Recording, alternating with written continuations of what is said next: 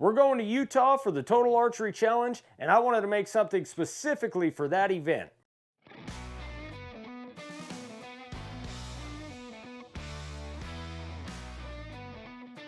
So guys, the Total Archery Challenge, if you don't know, it's like a Super Bowl for archery 3D shoots. It's kind of like golf, but for men. You walk through the mountains, you take your bow, and you shoot 3D archery targets. So I've never been to one before, and I'm stoked to go. I wanted to make something really special to take with us up there and have in the booth, and man, I think we knocked it out of the park with this one. This is probably my favorite project we've ever done. I know I say that a lot, but to be honest, we're kind of outdoing ourselves a little bit. We're gonna have links in the description for everything we use today, so you can head over to the website makeawoodsign.com and check them out.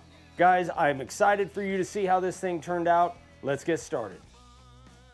Alright guys, get ready. This whole project took us 35 hours. So this is a long video, but I wanted to do it all in one shot. We started off with 18 blue pine shiplap boards, and these are 8 foot.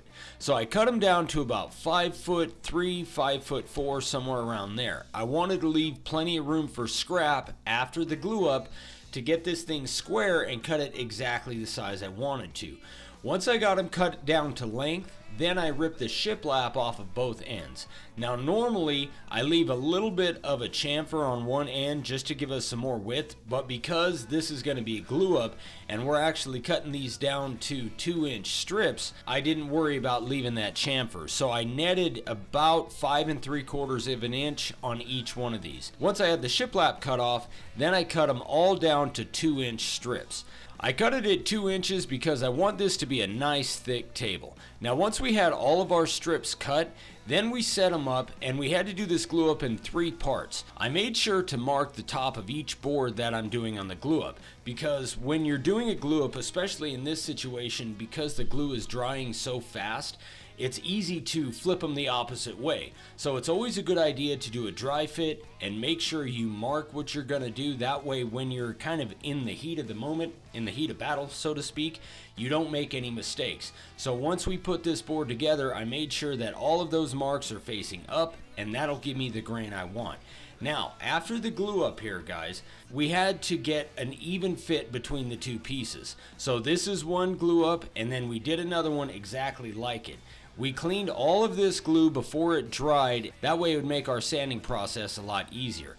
Now we have a piece of MDF right here, and we're making a sled to run this through the table saw to make sure that we have 2 even pieces to glue together. So what we did is we marked it 1/2 inch from the factory edge, and we're actually going to cut off this piece right here on the left. That way we have 2 nice even cuts that will go together, and that will make our glue up a lot better and make that seam kind of disappear. So the sled really helped us get a nice even cut on the table saw. Once we had both pieces glued together, cut, then we planed them down to make sure they're exactly the same thickness. After it was planed down, we cut off both of the edges of both boards. So guys, this is a 35-hour project, like I said, so I'm trying to go fast and not make this a 10-hour video. So once we had both pieces glued up and then both pieces cut to size and planed down exactly the same length, you can see that that sled really helped us get a nice seam for this glue up to put both pieces together. The sled was honestly kind of a pain in the butt, but it really helped. Now, if we had a track saw, which we do now, but we didn't during the making of this video, it would have made it a lot easier. And also you can see that now we're using those big parallel clamps, and that helped a lot too. So when you're doing a big project like this, having the right tools can save you a ton of time. This whole piece right here took us about 14 hours. Now, once it was all put together, we finally had the board set up, put together, cut the right length, the right width, all that stuff. Then I went in and I took our disc sander and I surfaced both sides. Now I have an idea of which side I want to be the top, which side I want to be the bottom, but I wanted to surface both sides because you want both sides finished of a project anyway, but that at least gives me the option if I like the bottom a little bit better after it's done, then I can use that instead of what I originally thought was going to be the top. Now, for our layout process, this took forever. This is a huge layout. So we used our inkjet transfer process, and if you haven't seen this, there's a whole video on it. I'll put a link in the description below, and it explains everything really, really well. For an inkjet layout this size, having Dad help me was a huge help, because if I tried to flip this thing over by myself, it would have made a massive mess. So if you can get an extra set of hands, especially an extra set of hands that have been doing it for 50 years, that's a big help. Also, after the layout process is done, we put 2 light coats of clear on it before we started carving to make sure it didn't smudge.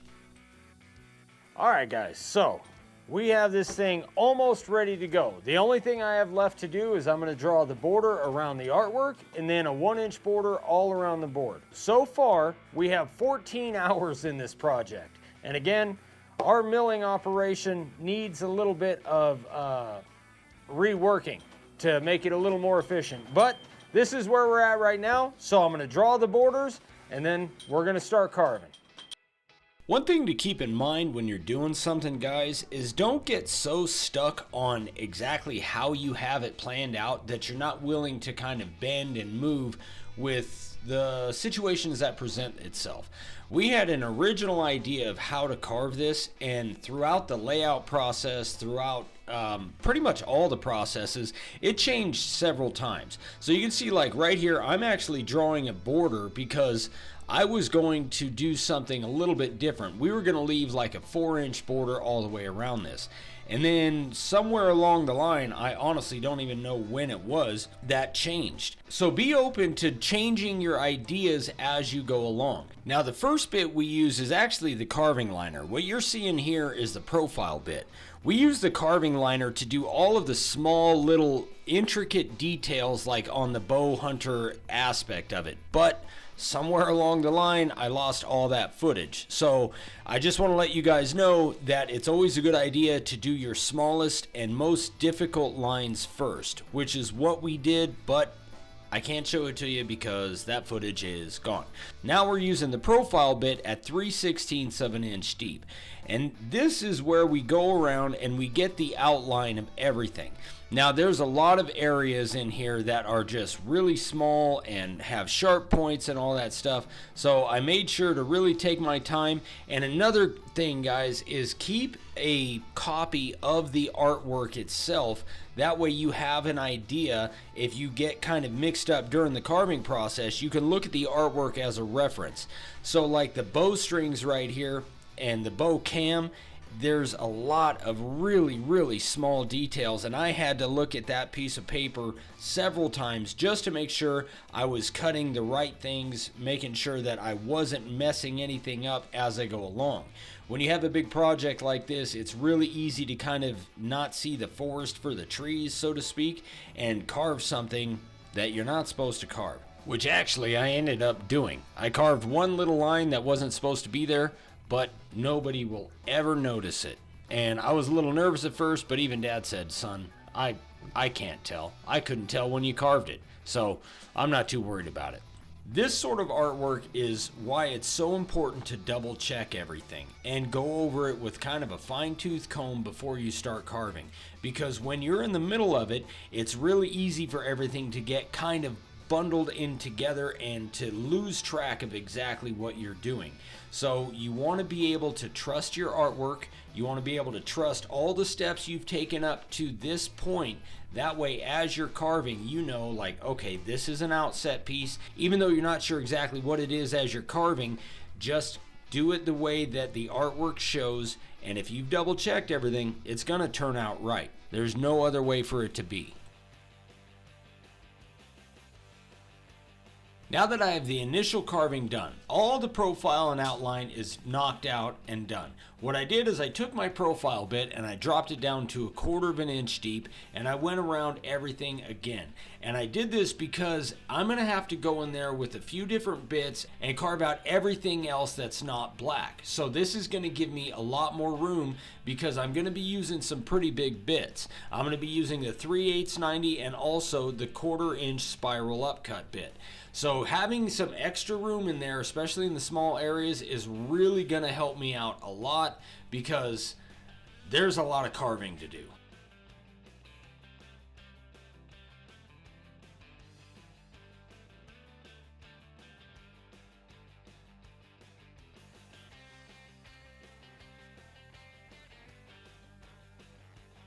Now I'm going to use our 90-degree bit at 1/4 of an inch deep, and I'm going to cut the 1-inch border all the way around the table. So a good trick that Dad showed me, if you look at my left hand, I'm actually using my fingertips to run along the edge of the board.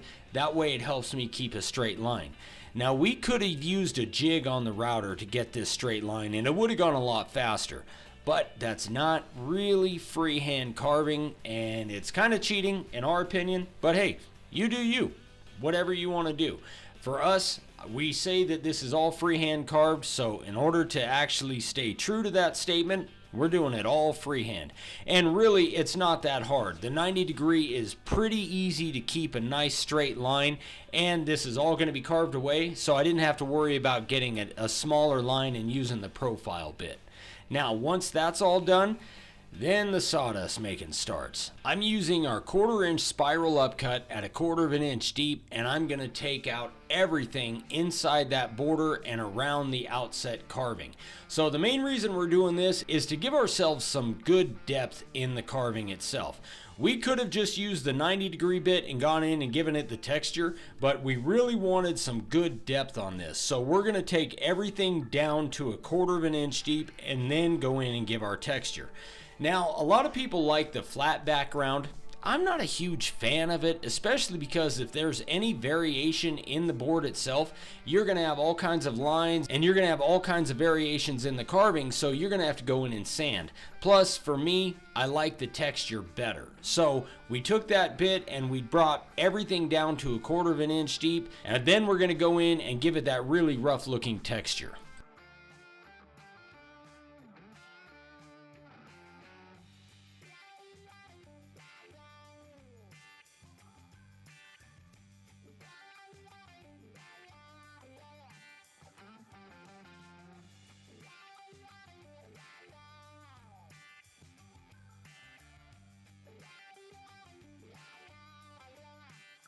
Now we're going to use our 3/8 90-degree bit at 1/4 of an inch deep. And you can see I have a different base plate on the router. This is our 12-inch base plate. And this really comes in handy when you have wide open areas that you have to carve. And with this board, there's a lot of wide open areas. So it gives you much more surface to keep that router flat as you're carving. Now this bit takes a ton of wood out, so you really have to be careful, and it's super sharp, so it flies through this wood. If you're using hardwood like walnut or cherry or oak or something like that, it's going to go a little bit slower, but with this pine, man, it took it out like it wasn't even there. This took a lot of time. So one thing you want to make sure if you're using this bit is try not to force it into areas where it's not going to go. I really had to be careful because there's a lot of small areas, say like around the bow, around the cams, and even in the peaks of the trees that this bit just wouldn't fit in. So I'm going to have to get everything that I can with this bit, all the big open areas. Then I'm going to go back with our smaller 90 degree and make sure that I don't have any flat spots. Think of this as like mowing the lawn. Take it one section at a time and just do that and then move on to the other. If you kind of get confused and you start going one area and then you go into another area without finishing the first area up, you're going to end up missing a lot of spots. So take it one little specific area at a time, then move on to the next one once that's done.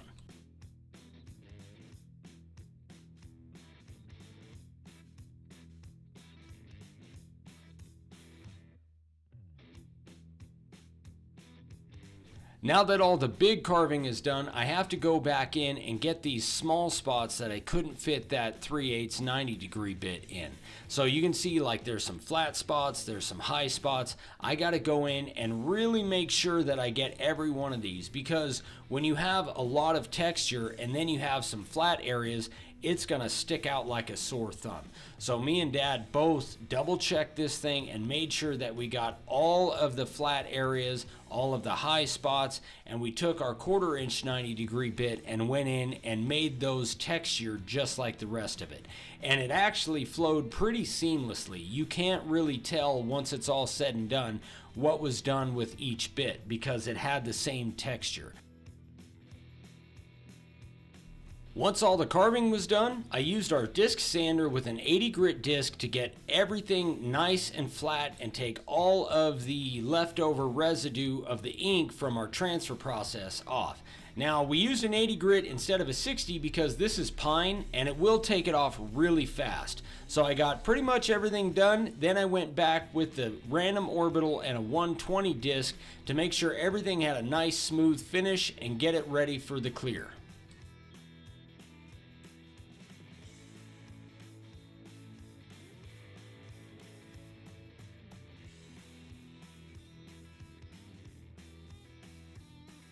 For the finish on this table, we used our water-based Helmsman spar urethane. Originally, I wanted to use oil-based to give it a darker kind of amber look, but we didn't have enough of it, and we were already several days into this project, so we just said, you know what, we're gonna go with water-based. And I'm actually glad we did. I think that it turned out really well. We put 15 coats on this board. That way it had a good tabletop look. It had a nice, great looking finish. And to be honest, I'm glad we didn't go with oil-based because I'm really happy with how this turned out. Now, we made a huge mistake here. We sanded off everything that was gonna be stained. See, Dad and I, we're not super, I don't know what the word, we're not super experienced with staining. So we actually figured we had to sand this off, that way the stain would take hold in the grain of the board. But we talked to our buddy Andrew down at Reclaim Secrets, and that dude, this is kind of his jam. He knows exactly what to do. And he gave us some tips on staining. And he said that if you use sanding sealer, spray it several coats, maybe 2 or 3 coats on there, then it'll create a barrier and it will keep the stain from going on blotchy, which is exactly what happened here. We ended up putting 3 coats of stain on this to try to get it nice and smooth and even. But if we would have used sanding sealer before we stained, then I think that would have helped a lot.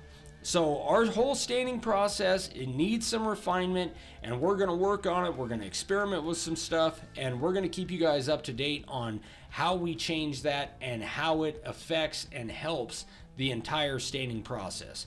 But I'm still happy with the final product. I think it came out really nice. We just need to work on our process a little bit to make it a little bit easier.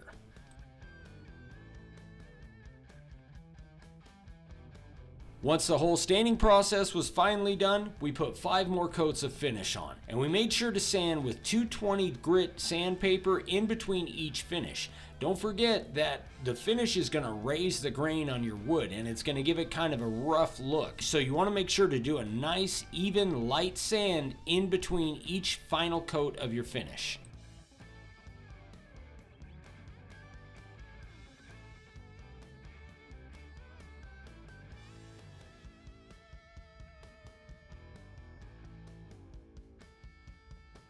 We gave this thing about a day to dry, so now it's all done. The tabletop is 100% finished. Well, actually not 100%, but the carving and all the woodworking part is.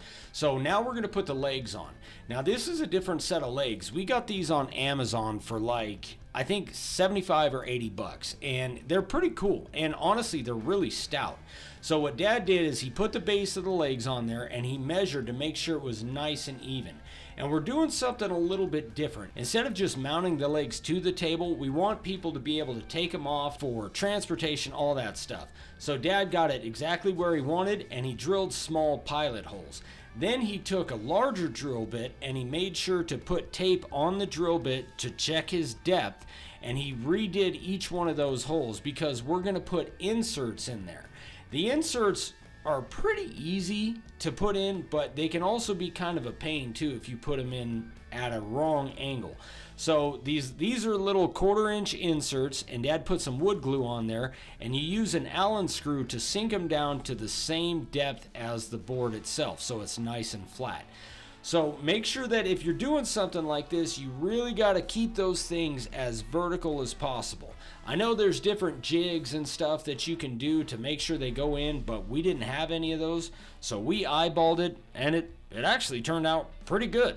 So the inserts are a nice little touch that we're doing different, and we actually took all the legs off of our other tables that we have already, and we did inserts on there. Because don't forget, we're taking all these to Utah, so they have to be able to fit in the bed of the truck, they have to be able to go on the table stand that we already did, and we want to be able to give the legs to the people that buy these, that way they can put them in nice and easy when they get home. A little tip for if you're doing inserts like this, once you go to install the legs, get all your screws started first before you tighten anything up. Kind of like changing a tire. You want to make sure that everything fits right before you tighten one up, then you have to loosen it and move it a little bit. It just makes things go a lot smoother.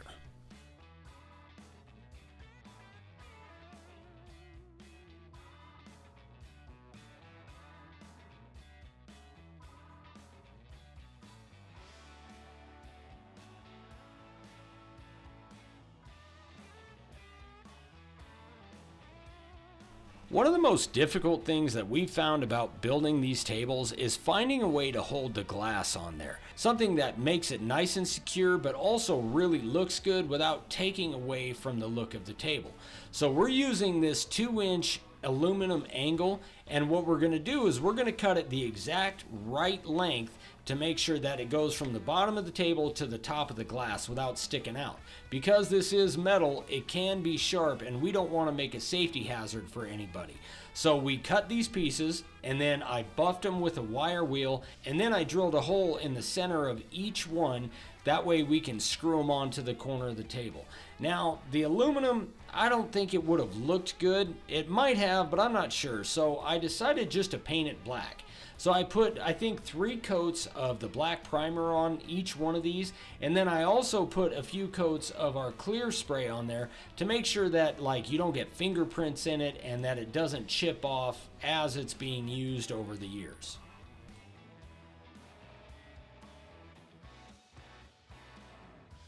One thing I wanted to make sure is that we didn't have metal on glass contact. So what I did is I took a piece of drawer liner, like toolbox drawer liner, and I just glued it onto each corner. I roughly cut it out to shape, I glued it on, then I trimmed it up with some scissors to make it look nice. And it actually worked really well. Not only did it protect the glass, but it allowed us a little bit of cushion so I could mount these corners on the table and actually put a little bit of pressure on the glass to make sure it doesn't move.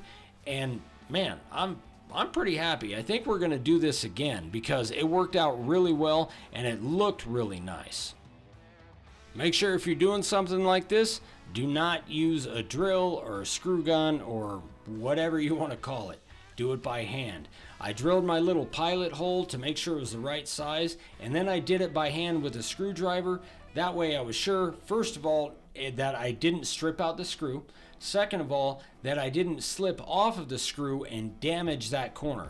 It's just painted aluminum, so it will damage if you smash it with a drill. And that was a definite possibility.